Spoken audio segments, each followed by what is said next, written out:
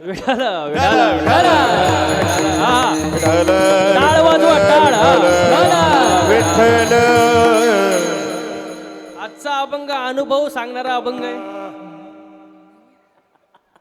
लय सोर लावला महाराज. आजचा अभंग अनुभव सांगणार आहे महाराज. बाबाजी चैतन्याची कृपा झाली तुकोबारांवरती. तुकोबारांना काय अनुभव आला तो अनुभव आजच्या अभंगात आहे महाराज. हो बघा, अनुभव दोन प्रकारचे, एक संसारातला अनुभव आणि एक परमार्थातला अनुभव. आता याच्यामध्ये मुद्दा असा आहे, संसारातला अनुभव कधी कोणाला सांगू नये आणि परमार्थातला अनुभव सांगितल्याशिवाय राहू नये. संसारातला अनुभव कधी कोणाला सांगू नये. तुम्ही म्हणाल का? तो अनुभव कोणाला नाही आणि ज्याला नाही त्याला आल्याशिवाय तो अनुभव सांगून काय फायदा आहे. पण परमार्थाचा अनुभव सांगितल्याशिवाय राहू नये. हो, संसारातला जो अनुभव आहे तो मर्यादित आहे. संसारातला अनुभव कसा आहे? मर्यादित आहे. आपल्या बायकोच्या गळ्यातलं सोनं आपल्या आईच्या काय फायद्याचं? मर्यादित आहे. आपण बांधलेला बंगला आपल्या मित्रांचा काय कामाचा? अनुभव मर्यादित आहे. पण परमार्थाचा अनुभव विश्वव्यापक आहे महाराज. हरिपाठ विश्वव्यापक आहे, ज्ञानेश्वरी विश्वव्यापक आहे, गाथा विश्वव्यापक आहे, वारकरी संप्रदाय विश्वव्यापक संप्रदाय महाराज. हो, अनुभव विश्वव्यापक महाराज. हो.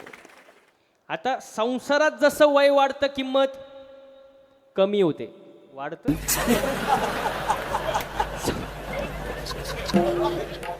संसारात वय वाढलं की किंमत कमी होते महाराज. पण परमार्थात वय वाढलं किंमत वाढते महाराज. संसारातला आणि परमार्थातला अनुभवातला हा फरक आहे महाराज. पण तुम्ही कितीही संसार करा, संसार पूर्ण होत. आज प्रत्येक जीव सुखासाठी तळमळतोय. सुख माणसाला मिळत नाही, सुख नाही माणसाला मिळत. आज माणूस वरून सुखी आहे, वरून, आतून दुखी आहे महाराज. वरून सुखी आहे. बघा, फक्त उत्तर द्या. माणूस आमदार झाला म्हणून सुखी, बोलत जा बरं का. आता आमदार झाला म्हणून सुखी, पण मंत्रीपद मिळालं नाही म्हणून मोठ्याने आवाज आला पाहिजे बरं का मला. आवाज मला आला पाहिजे. माणूस आमदार झाला म्हणून, पण मंत्रीपद मिळालं नाही म्हणून. बरं, मंत्रीपद मिळालं म्हणून सुखी, पण पाहिजे ते खातं मिळालं नाही म्हणून दुखी. पोरग 12वीत चांगल्या मार्कानं पास झालं म्हणून सुखी, पण पुढं त्याचा कुठंच नंबर लागला नाही म्हणून दुखी. पोरीचं लग्न झालं म्हणून सुखी, पण सासरची माणसं चांगली भेटली नाही म्हणून दुखी. बरं, गोरी बायको मिळाली म्हणून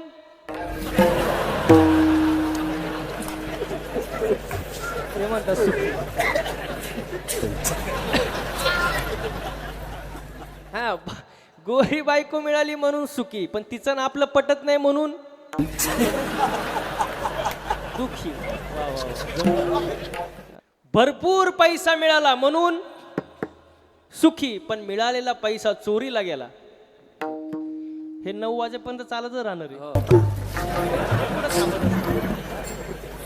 माणूस वरून सुखी, आतून दुखी. सुख पाहता जवा पाडे, दुःख पर्वता एवढे. माणूस वरून सुखी आहे. बघा, तुम्हाला मी उदाहरण देऊन सांगतो म्हणजे पटल. आता पटकन उत्तर द्या. नियतीला दिवस गेले, नियती बाळांत झाली आणि तिला जुळी मुलं झाली. एकाचं नाव सुख आणि एकाचं नाव, बोलत जा महिला मंडळ, एकाचं नाव सुख आणि एकाचं नाव दुःख. हो, ते सुख दुःख मोठे झाले मुलं आणि ग्राउंडमध्ये खेळायला गेले. आता खेळायला गेल्यानंतर सगळी मुलं कोणासोबत खेळतील हो? बोला पटकन. कोणासोबत? सुखासोबत. दुःखासोबत कोण खेळानीच हो. दुःख रडत रडत घरी आला आईजवळ. आईला म्हणला, आई माझ्यासोबत कोणीच खेळत नाही. आईने त्या पोराचा गाल ओढला ना आई म्हणली, बाळा त्या पोरांचं काय घेऊन बसला, मी सुद्धा तुझ्यासोबत नाही. म्हणजे दुःखाची आई सुद्धा दुःखासोबत नाही. पण आई महाराज, तिने काय केलं? सुखाला जवळ बोलवलं, दुःखाला जवळ बोलवलं. सुखाचे कपडे दुःखाला घातले, दुःखाचे कपडे सुखाला घातले आणि पाठवलं खेळायला ग्राउंडमध्ये. आता कोणासोबत खेळतील? कोणासोबत खेळतील? दुःखासोबत. का? दुःखाने कपडे कोणाचे घातले? एवढंच चाललंय आपल्यासोबत. वरून आपण सुखी दिसतोय पण आतून दुःखी. आपण कपडे सुखाचे घातले पण आतून आपण दुःखी आहे महाराज. हो, माणूस गाडी बघणार, गाडीचे हप्ते नाही बघणार. तुम्ही महाराजांचे कपडे बघणार इस्त्रीचे, पण माझ्या गाडीचे हप्ते तुम्हाला माहिती आहे का? नाही. मी वरून सुखी आहे पण आतून काय बोलतो? माणूस वरून सुखी पण आतून दुःखी महाराज. पण मी तुम्हाला खरं सांगू का, माणसाने सुखीता असावं पण त्याच्यापेक्षा समाधानी असावं. आहे का समाधान? इथं बसलेल्यापैकी अशी कोण बाई आहे की जिला वाटतं माझ्या शेजारणीचं कल्याण व्हावं? तिने हात वर करा.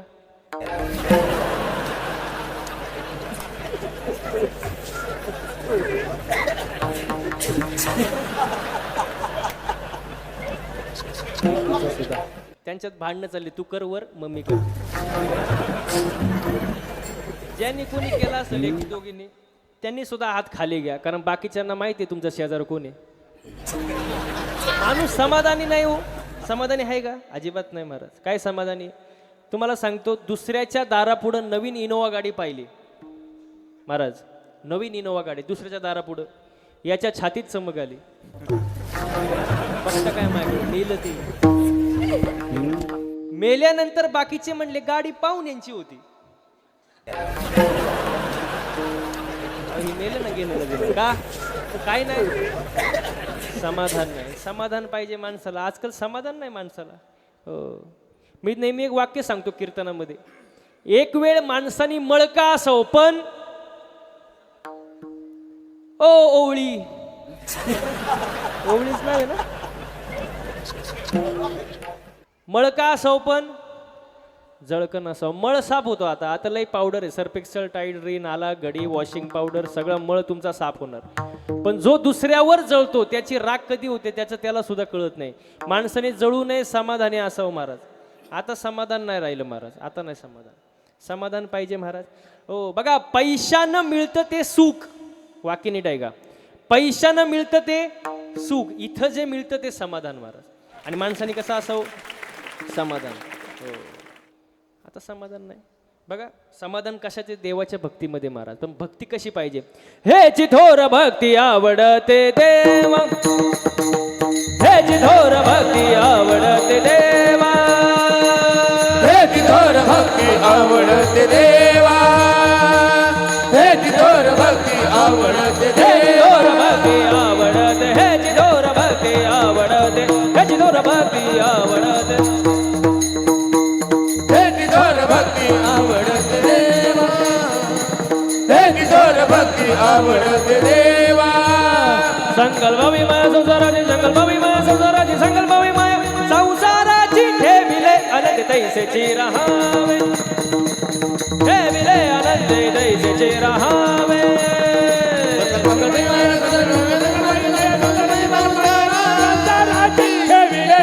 तैसेची रहावे, ठेविले अनंत तैसेची रहावे, तैसेची रहावे, तैसेची रहावे.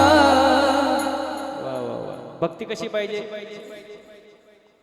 देवाला जी भक्ती आवडते ती भक्ती आपण केली पाहिजे महाराज. महिला मंडळ, महिला मंडळ, इकडे इकडे लक्ष द्या. इकडे बोलू नका, बोलू नका, कृपया बोलू नका कीर्तनामध्ये. हो, असू द्या, असू द्या. मगाशी झाला आपला विषय काय? लहान मुले देवा घरची. हा, लहान मुले देवा घरची आणि मोठी मुले निळू फुले. त्याचं काय असतं?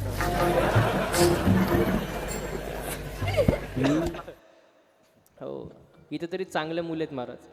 हो, तर काही ठिकाणी एवढा अवघड अनुभव आहे तुम्हाला कीर्तनामध्ये. हो, एकदा असंच कीर्तन चालू होतं आणि 2-4 मुलं असे पुढं बसले होते आणि त्यांचं सारखंच काही ना काहीतरी चुळबुळ चुळबुळ चुळबुळ चालू. मी एकदा झालं, दोनदा झालं, तीनदा झालं, चौथ्या म्हणलं ए गबस. त्यांना म्हणलं तुम्हाला नाही बाळा. कीर्तनातच उभं राहिले आणि मला म्हणलं तूच गबस.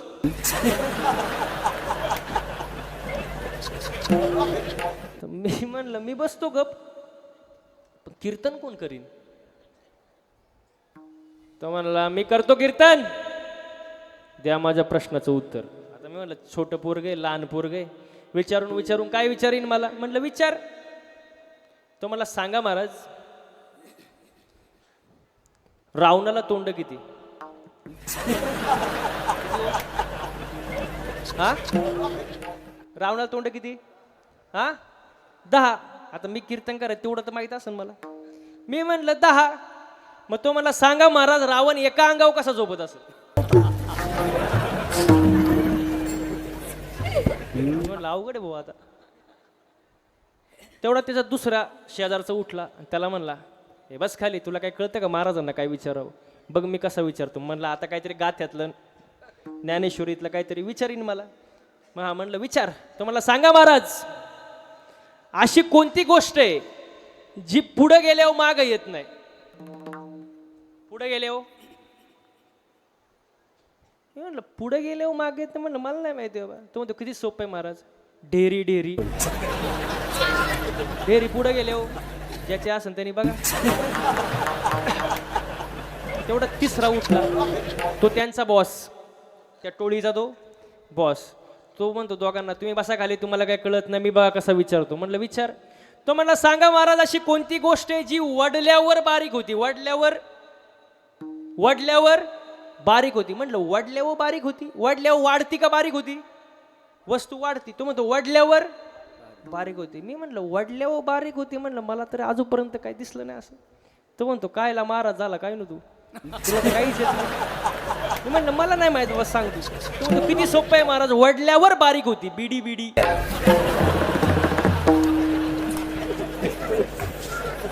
बिडी वाढल्यावर. अशी पोरं असतात महाराज कीर्तनात महाराज. त्यांची बुद्धी आपल्या पुढे 10 पट चालते महाराज. लय अवघड महाराज. इथं कोणी शिक्षक आहे का? शिक्षक सध्या तर नाही. हा, शिक्षक नाही नाही तर कोण नाही. बरं आहे बरं आहे. मला शिक्षकांचं कौतुक वाटतं महाराज. 12 गावचे 12 पोरं कसे सांभाळत असेल त्यांचं त्यांनाच माहिती. शाळेत लय अवघड महाराज. असे शिक्षक एक वर्गात आले. शिक्षक आणि पोरांना म्हणले आपण गणिताचा तास घेऊ. पोरं म्हणले ठीक आहे. तर शिक्षक म्हणले एकाला, सांग 10 मधून 10 गेले किती राहिले? किती राहिले पोरांनो?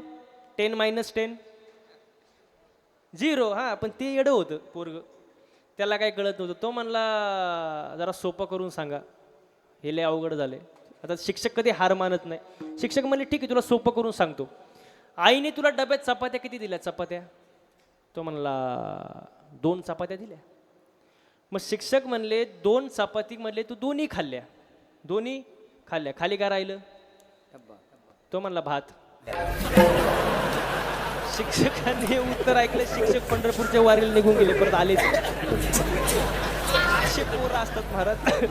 हो बघा, एकच असावं पण चांगला असावा. आईसा पुत्र देई गुंडा, त्याचा तिही लोकी झेंडा. एकच असावं पण चांगला असावा. गांधारीचे 100 कामाचे नाही, कुंतीचे 5च चांगले. हो चांगला असावं महाराज. हो, म्हणून मुलांवर चांगले संस्कार करा, देवाची भक्ती करा. कारण समाधान कशात आहे? भक्तीत आहे. 10 मिनिटापूर्वी आपण इथं होतो. समाधान कशात आहे? देवाच्या भक्तीत आहे. पण भक्ती कशी पाहिजे? देवाला जी आवडते ती भक्ती केली पाहिजे. देवाला कोणती आवडते? संकल्पावी माया संसाराची. कोणत्याच साधू संतांनी संसार सोडून द्या आणि फक्त परमार्थच करा असं सांगितलं नाही. संसारावरचं जे थोडंफार प्रेम आहे ते देवाच्या चरणी वळवा. हीच थोर आणि आवडती भक्ती आहे. ती भक्ती आपण सर्वांनी केली पाहिजे महाराज. पण आपण करत नाही महाराज. आपली भक्ती म्हणजे आंधळी भक्ती. आंधळी एक असती डोळस भक्ती आणि एक असती आंधळी भक्ती. आपली भक्ती म्हणजे निव्वळ आंधळी. तुम्हाला उदाहरण देऊन सांगू का? महिला मंडळ पटकन उत्तर द्या. मागं बसलेले. कढीपत्ता माहिती का तुम्हाला? कढीपत्ता. अहो कढीपत्ता. मग कधी मी घरी गेल्यावर सांगणार का मला? कढीपत्ता माहिती आहे ना? आता पुढचे 5 मिनिटं माझ्याशी बोलायचं तुम्ही. झाडावर असा हिरवागार काय? काय? कढीपत्ता. तोडला, जुडीत बांधला आणि बाजारात विकायला आणला. काय? आवाज येऊ द्या. काय? कढीपत्ता. एका बाईने 2 रुपयाला विकत घेतला. काय? कढीपत्ता. रिक्षात घरी आलो. कोण? कढीपत्ता. कढीपत्त्याला वाटलं बरे बाबा, झाडाला लटकण्यापेक्षा रिक्षात घरी आलो. पण त्याला माहित नव्हतं पुढं आपल्यासोबत काय होणार आहे. जसा कढीपत्ता घरी आला बाईने त्याचे 2-4 भाऊबंद त्याला गाठवले लसूण. हा तुम्हाला अनुभव वाटतो. कढीपत्त्याला वाटलं बरे झाडाला लटकण्यापेक्षा भाऊबंदात बसलोय, पण त्याला माहित नव्हतं पुढं आपल्यासोबत काय होणार आहे. जसं बाईने गॅस पेटवला, कढई घेतली, तेल टाकलं आणि या साहेबांना खाली घेतलं. कोणाला? आवाज येऊ द्या. कोणाला? कढीपत्त्याला. असं वरबाडलं आणि दिलं त्याला टाकून. असं बोंबललं कोण? असं कढईच्या बाहेर पळायला लागलं. वरून मिरची, ते आउटच झालं. उकळवलं, शिजवलं, जेवण तयार झालं. जेवणारे बसले, ताटं वाढले, जेवण वाढले. जेवणाऱ्याच्या ताटात पहिला काय आला हो? कढीपत्ता. जेवणाऱ्यांनी पहिलं उचललं, बाजूला टाकलं. काय मग महिला म्हणजे पटकन उत्तर द्या. आपली भक्ती म्हणजे कढीपत्ता ना प्रॉफिट ना लॉस. निवळ आंधळी भक्ती. तुका म्हणे कैसे आंधळे हे जन गेले विसरूनी खऱ्या देवा. भक्ती आंधळी नसावी, डोळस भक्ती असावी महाराज. हो, भक्ती कशी असावी? डोळस असावी महाराज. हो, आणि त्या भक्तीत समाधान आहे महाराज. आपला विषय इथं होता. आता समाधान नाही महाराज. हो, समाधान आहे का कोण? बरं, आपण जन्माला आल्यापासून खातोय, आपलं पोट समाधान आहे का? भूक तरी पण जन्माला आल्यापासून आपण किती जेवला असेल, पण समाधान मिळालंय का पोटाला? नाही, समाधान नाही. बरं, जावई, जावई कधी समाधानी आहे का? जावई नावाचा प्राणी समाधानी आहे?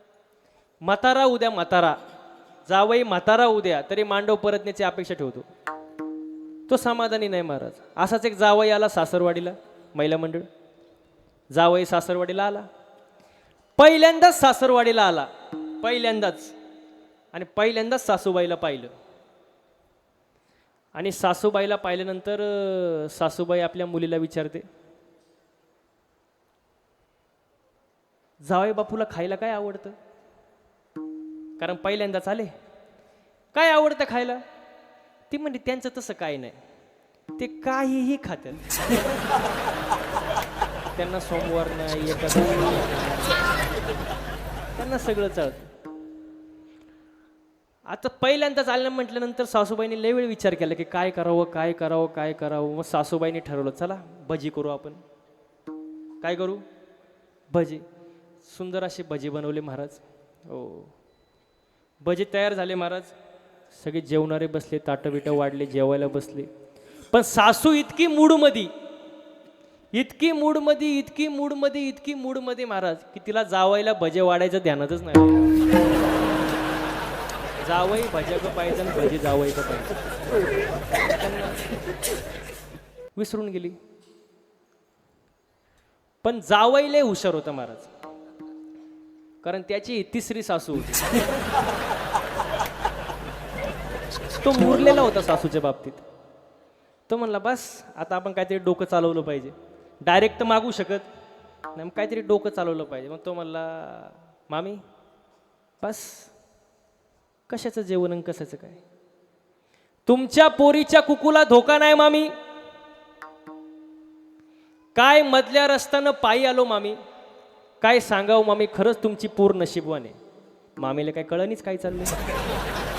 काय साप पाहिला मामी, सांगताना सुद्धा अंगाला काटे येतात. त्या सापाची लांबी सांगू मामी, कंप्लीट माझ्या ताटापासून त्या भज्याच्या टोकरीत.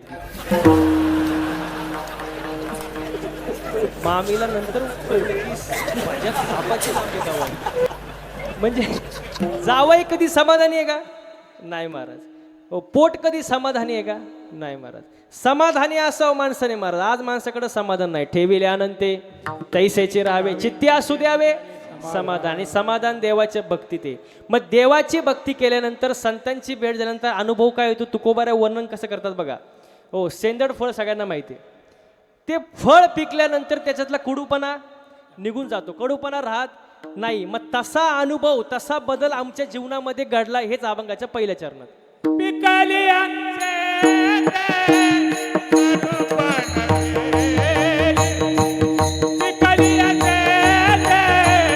कडूपण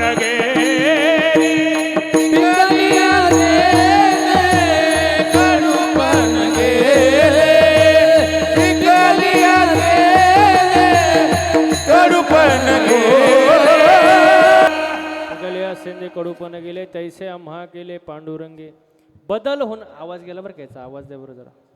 हो बदल झाला तुकोबारायांच्या जीवनामध्ये. बाबाजी चैतन्याची कृपा झाली. मग सारखं करा ना आवाज. हां झाला ना. बाबाजी चैतन्याची कृपा झाली आणि तुकोबारायांच्या जीवनामध्ये बदल झाला. आता बदल फार महत्वाचा आहे. नाही नाही पहिल्यासारखा आवाज नाही. बघा बरं काय झालं. विठाला विठाला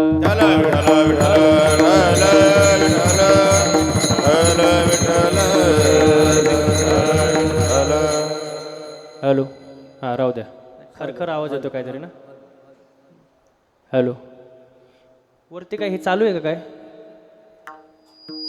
करणे चालू आहे. करणं करणं बंद करा. इथं आवाज येऊ द्या फक्त चांगला. विठाल विठाल विठाल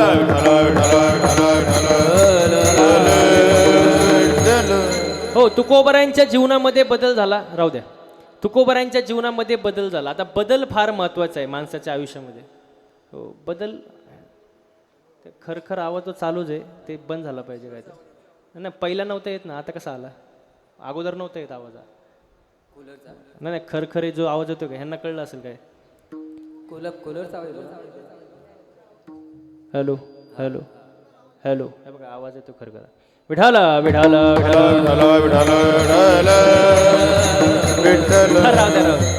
हा. आता जीवनामध्ये बदल फार महत्वाचा आहे महाराज.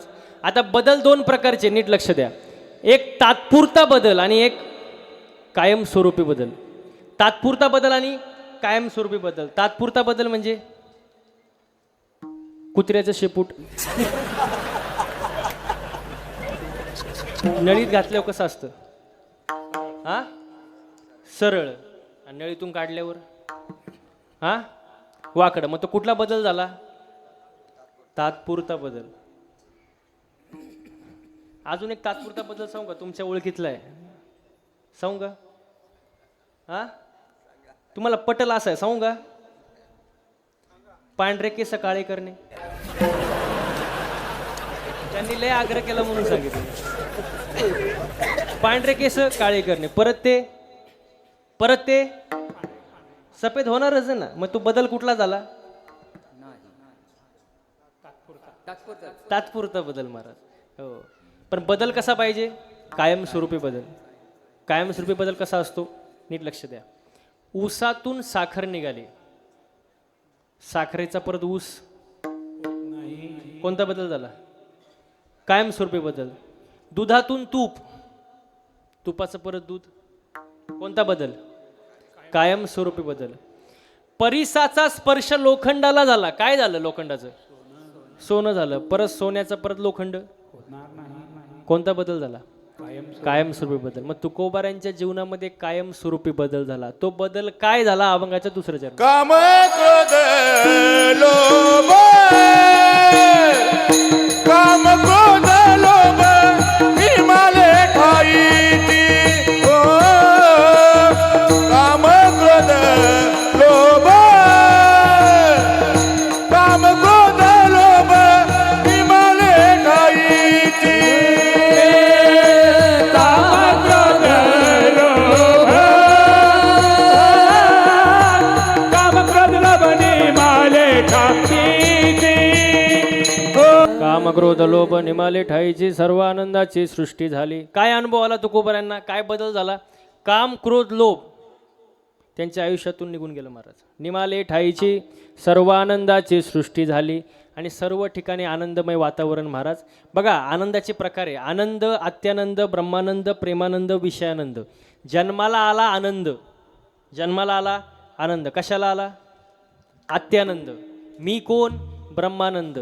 परमार्थात प्रेमानंद. संसारात विषयानंद. जन्माला आला आनंद. कशाला आला अत्यानंद. मी कोण. ब्रह्मानंद. परमार्थात प्रेमानंद. संसारात विषयानंद. हे आनंदाचे प्रकार आहे. बघा विषयात आनंद आहे पण तृप्ती नाही. मग आनंदी राहायला पाहिजे माणसाने. आजकाल माणूस आनंदी राहत नाही. हो लोकांचा विचार करू नका महाराज. जीवन कसं जगा. आनंदी जगा महाराज. आनंदी. हो कारण कोणासाठी किती जरी केलं तरी कुठं ना कुठं तरी कमी पडतच ना महाराज. घोडा किती चांगला पळू द्या त्याच्या नशिबी चाबूक आहेच ना महाराज. झाडाने किती गोड फळं देऊ द्या त्याच्या नशिबी दगड आहेच. तुम्ही किती चांगलं वागा तुमच्या नशिबी निंदा आहेच. लोकांकडं लक्ष देऊन काय फायदा नाही. समुद्रामध्ये तुम्ही कितीही साखर टाका, समुद्र गोड होऊ शकत नाही. मग तशी माणसं आपल्या आयुष्यात असतात महाराज. त्यांना तुम्ही कितीही जीव लावा, किती आपलंसं करा, ते आपली मागं निंदा केल्याशिवाय राहणार नाही. म्हणून कोणी निंदा कोणी वंदा, आपला सोयीताचा धंदा महाराज. मग लोकांकडे लक्ष द्यायचं नाही, आयुष्य आनंदाने जगायचं महाराज. आपले कर्म चांगले ठेवायचे, माणसाने चांगलं बोललं पाहिजे. आता बोलायचं कळत नाही महाराज, आजकाल माणसाला नाही कळत महाराज. आपल्या बोलण्यामुळं समोरच्याला समाधान मिळालं पाहिजे. वेचिते वचन जेनेरा हे समाधान. आजकाल तसं बोलणं नाही आपलं महाराज. हो, माणूस रागात तर काय काय बोलून जातो महाराज. पण मी नेहमी सांगतो की बघा, राग आल्यानंतर माणसाला ओरडायला ताकद लागत नाही, राग आल्यानंतर शिव्या द्यायला ताकद लागत नाही, राग आल्यानंतर मारामारी करायला ताकद लागत नाही. राग आल्यानंतर खरी जी ताकद लागते ती शांत बसायला. बरोबर की नाही? कारण बघा, शब्द निघतात हृदयातून पण अर्थ निघतात डोक्यातून. ज्याने जीभ जिंकली त्यांनी जग जिंकलं महाराज. माणसाने विचार करून बोलावं. साच आणि मवाळ मितले जैसे रस, शब्द जैसे कळलोळ अमृताचे. माणसाने चांगलं बोललं पाहिजे. हो, मी तर असं वाचलंय एका ठिकाणी की पुरुष एका कानानं ऐकतात आणि म्हणा पुरुष एका कानानं ऐकतात, दुसऱ्या कानानं सोडून देतात. आणि महिला मंडळ दोन्ही कानानं ऐकतात, तोंडाने सोडून देतात. त्यांना एखादी गोष्ट कळावी महाराज. जोपर्यंत 10-12 बायांना ते सांगत नाही, त्यांचं मन समाधानी होत नाही. आणि सांगताना प्रत्येकाला एकच वाक्य म्हणणार, तू ये म्हणून सांगते, कोणाला सांगू. आणि असे गावभर सांगत सुटत. बघा, जिथं बोलायची गरज आहे तिथं माणसाने बोललंच पाहिजे, पण जिथं बोलायची गरज नाही तिथं माणसाने मौन राहिलं पाहिजे. आणि ज्याला मौन राहता येतं ना, शांत राहता येतं, तोच खरा शहाणा महाराज. विठाल विठाल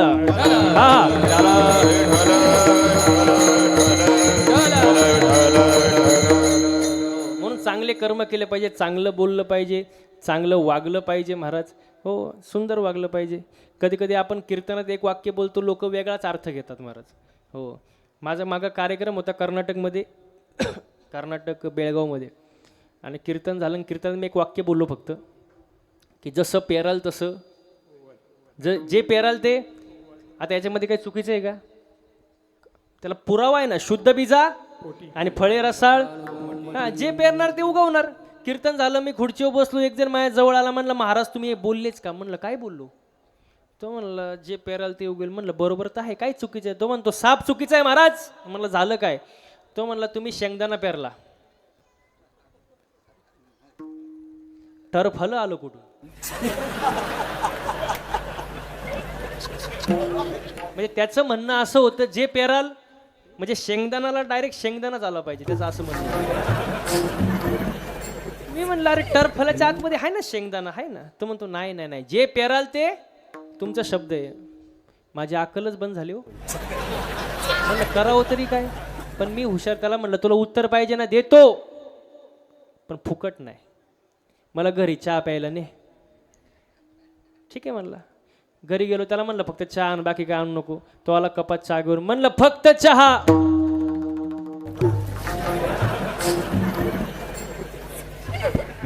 ज्याला कळलं नाही त्याने डबल महाप्रसाद आहे.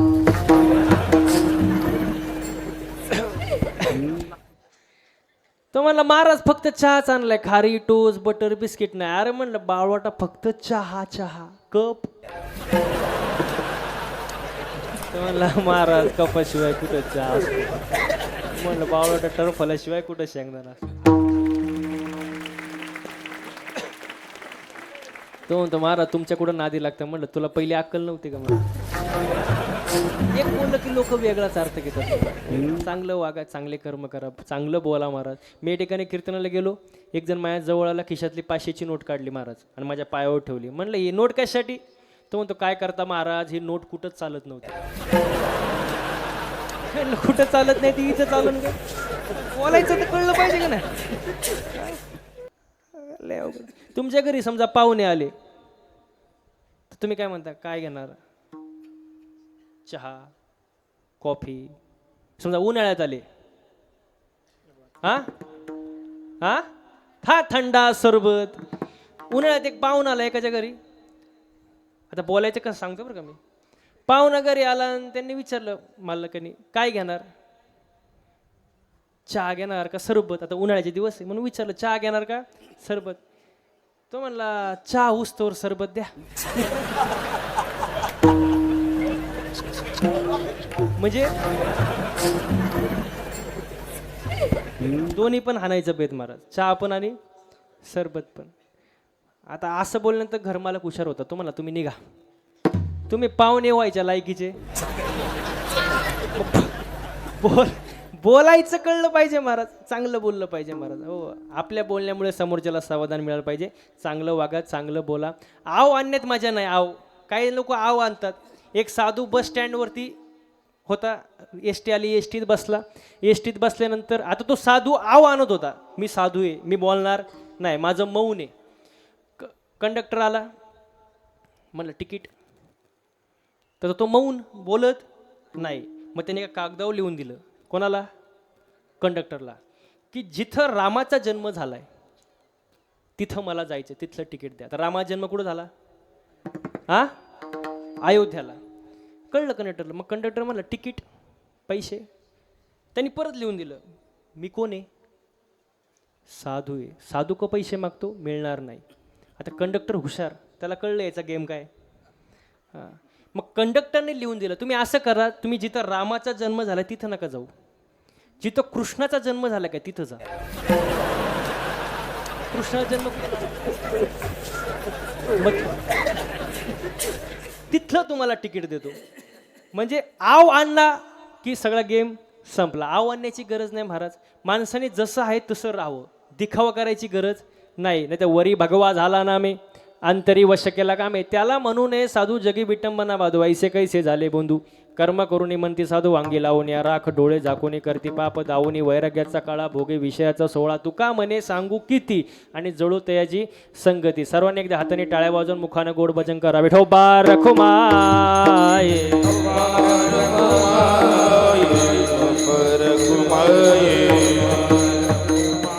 विठोबर घुमाये, विठोबर घुमाये, विठोबर विठोबा रखुमाये. टाळ्या टाळ्या. विठोबर घुमाये, जय देव विठोबर घुमाये, जय देव विठोबर घुमाये, जय देव विठोबर घुमाये, जय देव विठोबर घुमाये, विठोबर घुमाये, विठोबर घुमाये, जय देव विठोबर घुमाये, जय देव विठोबर घुमाये, विठोबर घुमाये, जय देव विठोबर घुमाये. टाळ्या टाळ्या टाळ्या टाळ्या. विठोबर घुमाये, विठोबर घुमाये, विठोबर घुमाये.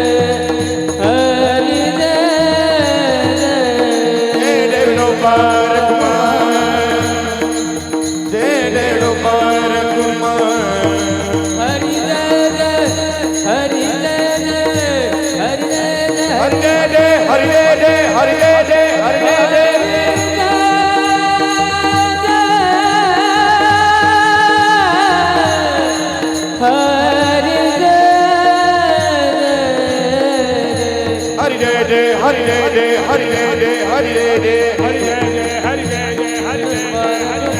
विठोबार घुमाये, जय देव विठोबार घुमाये, जय देव विठोबार घुमाये, जय देव विठोबार घुमाये,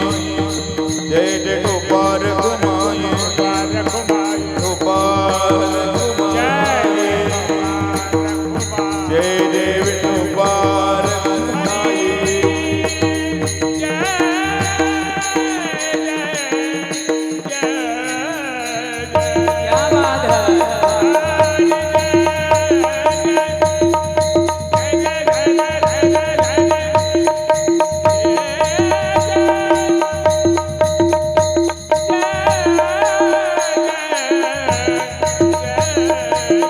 जय जय विठोबार कुमाई जय जय विठोबार कुमाई जय जय विठोबार कुमाई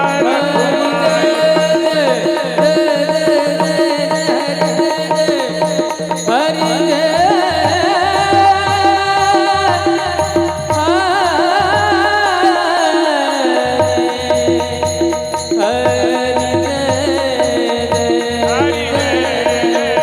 हरि जय जय हरि जय जय हरि जय जय विठोबार कुमाई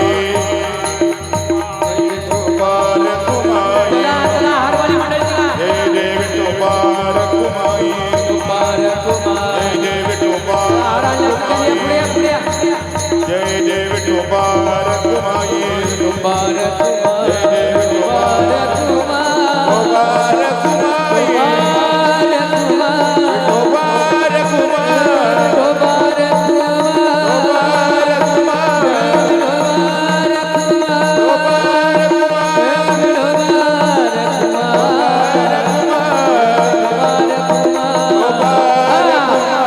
जय जय विठोबार कुमाई जय जय विठोबार कुमाई जय जय विठोबार कुमाई टाळ्या टाळ्या टाळ्या टाळ्या विठोबार कुमाई रघुमाई जय विठोबार कुमाई जय जय विठोबार कुमाई जय जय विठोबार कुमाई